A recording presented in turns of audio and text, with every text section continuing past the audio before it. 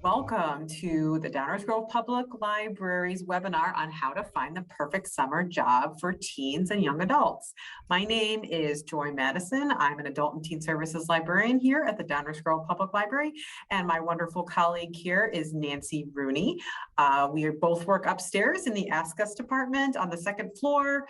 We're happy to answer any questions, but we're also here to give you just a few details on how to find your perfect summer job this summer, or maybe start your first career. So without further ado, Nancy, please take it away. Thank you, Joy. We're both very excited to be here talking to you today about how to find the perfect summer job. And let me just say, it's a great time to be looking for a summer job. I mean, unemployment is Yeah. at a record low. I was driving around town yesterday, and there's all kinds of signs looking for help. Yes. Um, so just in order to get started, one of the first things I think you need to think about is what kind of job do I want? So as you're Mm-hmm. thinking about what kind of job do I want, there are some things you should think about to help you figure this out. And one of the key things is like, what am I good at? What do I enjoy Yes. doing? Do I like working with kids? Well, gosh, maybe it might be great to be a camp counselor or a nanny. Do I like sports? Maybe you want to be a soccer referee or a lifeguard. Do you Mm-hmm. really like fashion and clothing? Well, maybe it might be a good idea to work in a store. Or so those are all kinds of things to think about. Another great Mm-hmm. thing to think about is what kind of work environment suits you. Some people Yes. like that crazy hectic, working at a fast food restaurant where there's, you're working at Portillo's, there's 50 cars in line, people are running. And other people might like kind of working in an office with maybe one or two other people, kind of a more quiet, sedate environment. So think about that. What environment suits you? Another great thing to think about when you're looking for a summer job is this may be your first job, but what kind of experience would be of benefit to me? Yes. Are you, for instance, one of my daughter's friends is working toward, wanted to be an OT, working with individuals with special needs. So Mm. she actually got a job working at a summer camp where she was an aide to an individual with special needs. So that was great experience for her. Yeah. So, if you think I might want to be a chef, maybe working and cooking would be great. So just think in the future about what you might want to do. And yeah, Another a lot of people discount a lot of the things they've already done, where maybe you've helped your dad or your mom build something out in the backyard, or some of these things that you wouldn't necessarily consider as working because you didn't get paid to do it.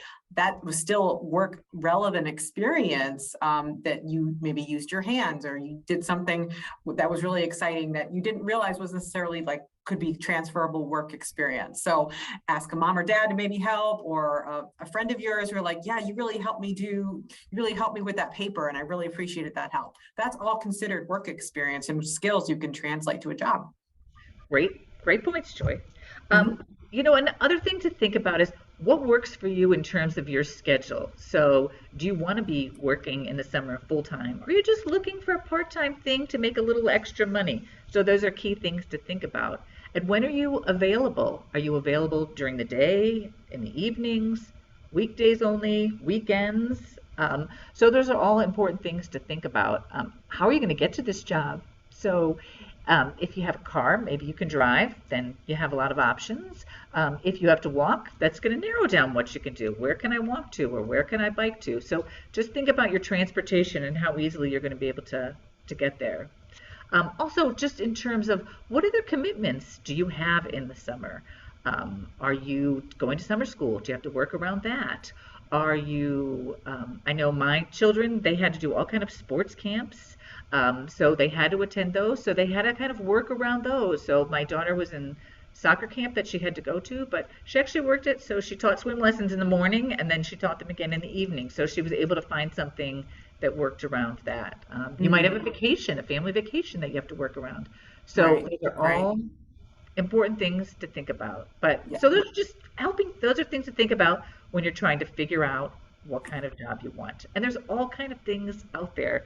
I mean, you can be a babysitter or a nanny, you can work landscaping, you can work at the park district. I actually looked on the park district website and they're hiring camp counselors right now.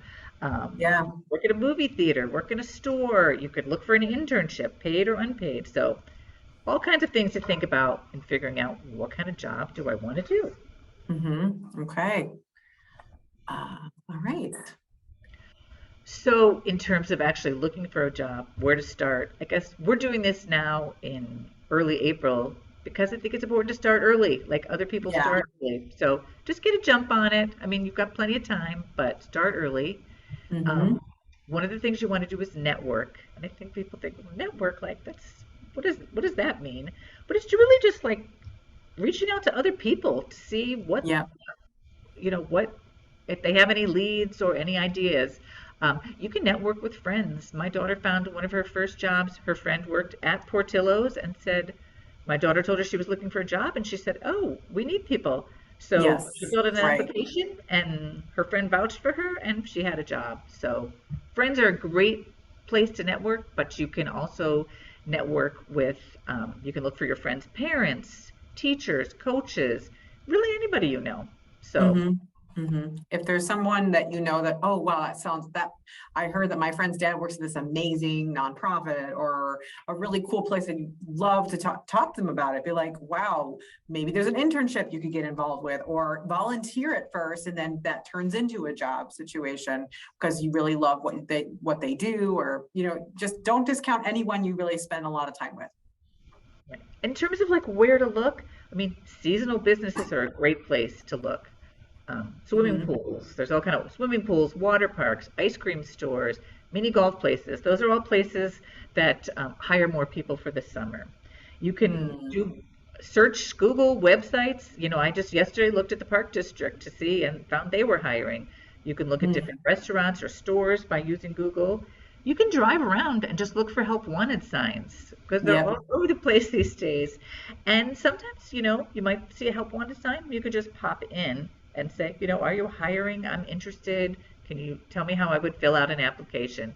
I would caution you though, try to go at a time when the person at the business isn't too busy. When one of my Yes. children was looking for a job, they went to a fast food place right at the lunch hour, and the manager No. was annoyed with them. Like, this is our busy time. Maybe Yep. go like 3 in the afternoon when it's not so busy, but try to go when the manager might have a little bit of time for you. Yeah. Um, we also And have a job board here at the library, which Joy manages, mhm. and you could look at places like Indeed.com. So those are all Yep. great places to look. Yeah, and don't get discount social media too. So if like maybe your mom's a part of like the Downers Grove area parents Facebook page, or there's some nannying pages if you're interested in babysitting for the summer. Like, be like, hi, I'm 16 years old. I have 5 years of experience working with kids. If you need someone extra for a date night, you can put a short little media, like a post on Facebook or a post on Instagram. Somewhere local, there's some local groups out there that Like would, next you might be door. surprised at how many people respond. Or like, hey, there's someone needs to mow their lawn this summer. I'd be happy to do it. This is my rate. Just put it out there on social media. You might be very surprised at how many people actually respond that way too. Yeah. So great point about social media. So maybe we'll talk about job applications a little bit. Yeah. So typically for entry level jobs, you probably will have to fill out an application rather than putting together a resume. And if you don't know what a resume is, it's just usually a one-page sheet that kind of summarizes who you are, like what your education is, what your experience is, what your accomplishments. But mainly for entry level jobs, it will be an application. Applications, fill them out carefully and completely. So don't think, I don't need that. I'm just going to send it in. Fill them out carefully and completely. If you have any questions, you can ask your parents or ask somebody in the library, what does that mean? Oftentimes in an application, they'll ask for references. hmm So if you've had another job, you can use that as a reference. But I know with my children, when they had their first job, they're like, I don't have any references. But you can ask for a personal reference from a friend or a family member who knows you well. And I have done that for a number of different young people that I know. I guess one thing that I would say, if you're going to use somebody as a reference, make sure you ask them, just give them a heads up. Is that okay if I use you as a reference? Because if somebody were to call me about, Susie Smith, I'd be like, who is this calling and why are they calling? Right. And I'd be a little hesitant to answer and give out personal information. So give that person a heads up, and that'll give them a little time to gather their thoughts too, so that they could say lots of nice things about you. Oh, I have totally done that, by the way. I have totally put someone down as a reference and completely forgot to tell them. And it's like, that was awkward.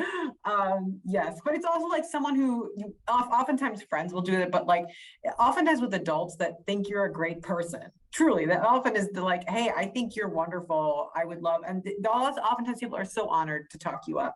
And I think it's really an honor to be asked. So you're giving them a wonderful compliment when you ask them to be a reference. So I know, like the people who asked me, like one of them, she'd been my daughter's friend since kindergarten, and I could say I've known her for 12 years, and right, yeah, so exactly. but Right. just let them know that you're going to do it. And then when you're filling out your applications, if you've had a previous job, they'll probably ask you to fill out what was your previous job. So make sure you have the name of the Mhm. business, the name of your manager. They may ask you how much you got paid, Yeah. what your dates of employment were. So just have all that information ready to go. Okay. All right. So, okay, you did all the hard work. You filled out the job application online, or your friend said, hey, you really got to hire Sam. He's just the best. So you snagged an interview. Now what do you do? Okay, so this is where it gets like kind of nerve-wracking. It's exciting. Your stomach's in knots. So here's some of our good rules of thumb that we've put together for you. So even if it's a Zoom interview, you don't want to be late. You want to do everything you can. Like look at the clock. If your interview's at 10, try to get there like 10 minutes early. Get things ready to go. So if you have to drive there, think about travel time or you're getting dropped off. But if it's online, try to be there 5 to 10 minutes early. It shows that you're ready to go. You've been prepared. You're getting ready to do this. And the next part is to dress professionally. So what does that mean? So it's not that you can't, but even if it's something like a fast food restaurant or a nannying position, no, you don't have to wear a suit and tie or a nice skirt suit combo. But like, think about how your parents maybe dress if they go to work, if they work outside the home, or a teacher, someone who you think dresses really nicely. Maybe if maybe it's a nice, collared shirt or something that's tucked in, but believe it or not, the way you present yourself really does say a lot about you. And no, it's not that you can't have tattoos or anything. That's just silly. You're still wanting to show who you are. So you please don't feel like you have to dress to become a different person. But even if it's an online interview, maybe it's just from the top up, like you can wear your jammy pants on the bottom and then on the top, you look all professional and awesome. Like that's great too, whatever makes you feel comfortable. You can still show yourself, but just give it maybe like 10% more of what you would normally wear to school or things like that. Give it just a little bit more. Maybe find some nice earrings or something that kind of sets yourself up a little bit that makes you feel good as a person. I look in the mirror, I'm like, yeah, I'm ready to do this. So before your interview, learn a little bit about the company or the people that want to employ you. So you can absolutely Google them. You might find something on LinkedIn, which is that social media site that often people go on there to talk about their job or talk about different things that they are trying to network with other people. You can read reviews. So Google reviews will also tell you a lot. So if it's about the local Portillo's or if it's about a local job here in Downers Grove, you can learn a little bit about that company online and how customers see the company. Or there's also like Glassdoor is one that people can post their salaries there. Oh, this manager was terrible, or I love this manager. This was a great place to work. Glassdoor is another option. You can learn a little bit through Google on that, and you can read some reviews. And if it's a person or an employer that doesn't have that information, of course, you can use social media, try to learn a little bit about the family or the people you're involved with, just so it shows them that, hey, I care enough about this to actually ask some good questions. And I know a little bit even before you've asked me. So also think about some questions that they may ask you. Some of them, they might ask you, again, like how much you, tell me a little bit about yourself, which might be a little bit intimidating, like, oh my gosh, I don't know what to say. When you are asked that question, they're usually saying, okay, when you're thinking about what matters to you and why you want the job, so you might say, I'm 16 years old, I live in Downers Grove, and I really love music. I really love food. Like thinking about the things that made you interested in the job that you're being interviewed for. And and keep it nice and sweet. You don't need to give them a whole biography of all the things you've done in your life. They really just want to know, oh, what's a little bit about you? What makes you special? And what makes you different for this? And why are you interested in the job? So those are the two big ones. They're like, why would you want to have this job? And tell me a little about yourself. Those are usually questions you get asked at most interviews. And then if you, yeah. You might want to, when they say, tell me about yourself, say something that shows that you're responsible. Yeah. Like, Yeah. because they want to hire somebody who's going to be there for a little bit of time. So, gosh, I've been babysitting for this family for the last 5 years. I do it every Friday night. Or Yes. I'm something that shows you're committed and responsible. That's a good point. Thank you, Nancy. Absolutely. And I would also keep maybe just 2 or 3 questions yourself. It kind of shows you're a go-getter. If you want to ask some of your own questions at the very end of the interview, they might say, oh, thank you for your time. Do you have any questions for us? And that's your perfect time to say, okay, I'm very curious about, could tell me a little about the person that you'd want to hire for this. What kind of qualities do they have that you're looking for? Maybe talk a little bit about like, is this like, tell me about the work culture. Tell me about what it's like to be here. Do people what are some challenges that this company is facing? What are some things that maybe I'd be needing to learn as I go along? So there's some things you can ask as well, or just some of your own questions that you're dying to know. They usually don't ask questions about the salary right away, unless they've already asked you. Sometimes in the interview, they might say, is the salary acceptable? Or that's fine. But if they don't mention it, I would wait until they offer it to you to talk about all of that stuff. You don't want to ask that right away. Nancy, would you agree with that? I feel like I would agree. And I would say the same for you may have a vacation coming up or yeah, soccer camp, but I'd focus in the interview about what you can do rather than like, well, I yes, can't do this, I can't do that. When they offer you the job, then you can ask about those things. But during the right. initial interview, I think I'd keep those. Absolutely, because you're trying to be as positive as you can and making it really just an example of who you are. And like, yes, you'll have questions, yes, you'll have challenges, but at the initial interview, you want to present the best side of yourself at first, and then you can talk about some of the challenging stuff as you kind of negotiate and get through that. So let's say you're doing a Zoom interview. Those are getting more and more common. You might, especially if they're trying to do a lot of interviews for people, they might just schedule a really quick 10-15 minute interview process to kind of weed out some people who they're not going to wait for the second interview or offer the job. So always, I know you guys are all very probably way more tech savvy than Nancy or I. So, but what we would suggest is make sure you keep your camera on. Don't turn it off for any reason. That's going to turn off an interviewer. Like, what are you hiding? If you're having a hard time, like, oh my gosh, like, what's this in the background? Obviously, change your background settings. If you need to go to a quiet place, come to the library. We have a study room, so you can absolutely use if you want to have a quiet space. If you can't get a quiet space in your home to do a Zoom interview, you really want to make sure your environment is quiet and not distracting while you're doing the interview, when you're doing it from home, or wherever you're deciding to do it from. You want to make it as just professional as possible, which just means that you're not, like, you're going to try to do your best to make sure everything around you is quiet and professional. So, and yes, keep your camera on. I can't stress that enough. Don't be petting your dog or. You want to make sure your camera is on the entire time of the interview. Of course, if you need to take a break for whatever reason, that's fine. But in any case, please keep your camera on. It shows that you are engaged and ready to go. So Well, just say what we had to keep it positive. So yes, keep it positive. If they ask you about a previous job that you really didn't like, don't say, "Oh my gosh, the boss was such a jerk. I hated working there." Just yeah, say, yeah. "I'm looking Right. for new opportunities. I wanted to try something else." So keep things Yes, positive. right. Okay, all right. So after the interview, okay, you did it.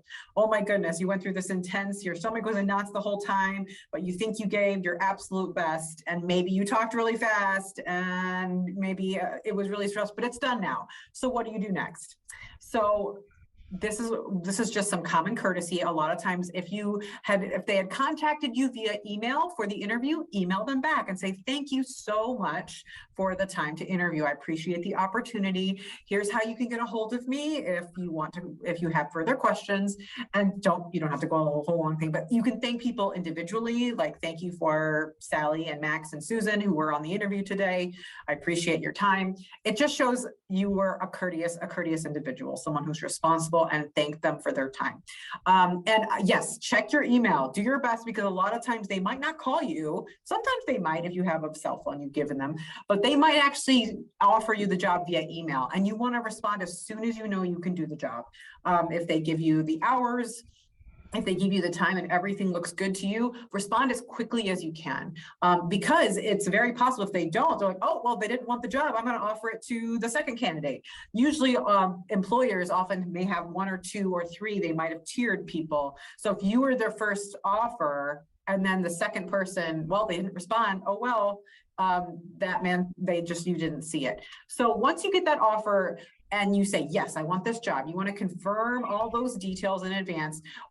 Make sure you know your start date, make sure you have all your transportation lined up. If you don't have a car, you need a place to get there, the schedule. And if you need to negotiate, absolutely. If there's like, hey, the job ad said it started at 15, you said 14, let's talk about that. Absolutely, this is the time. If you've had that job offer, you talk about negotiation, and we can talk a little bit more. If you want a librarian's help with that, absolutely, or your mom or dad to kind of help you figure out what that looks like, great. This is often the time where that can be kind of scary, but you can absolutely negotiate. Doesn't matter how old you are. If they say one thing and they are offering you a different pay rate, please do your best. This is the time to do it.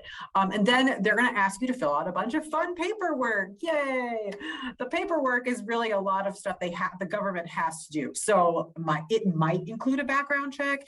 It might include just tax forms, a W-9. There's different things that they have to fill out. Just go really slow. Make sure your mom or dad or another trusted adult is with you to kind of make sure if this is the first time you're doing it, just make sure you go over it quickly and make sure you have all the information you have before you send it in. It might just be an online form too that you fill out and return. Just make sure you do it slowly and carefully and have another pair of eyes on that. And of course, you're going to have fun at this job. Like, you're going to get paid money you can do whatever you want with, which is the reason you wanted a summer job. So you get to enjoy the paycheck after that and learn so much in the process.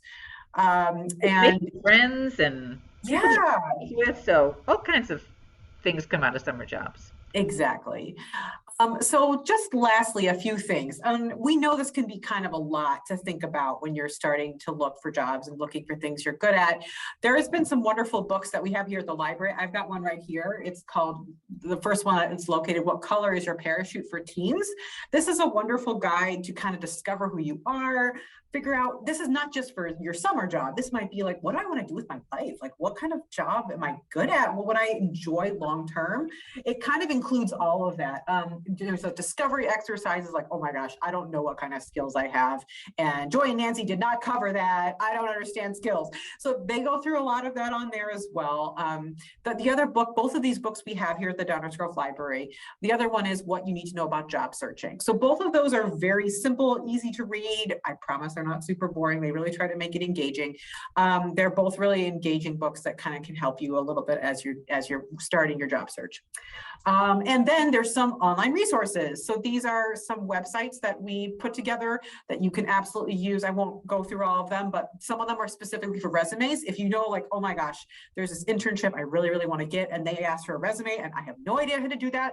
There's some Got Resume Builder and SkillSyncer. There's a couple on here that are really, Indeed's guides help, Teen Resume Help is really wonderful as some good examples of resumes or cover letters set for teens. So there's some things in there that you can absolutely look through and take a look at and will be really helpful for you as you're going through it.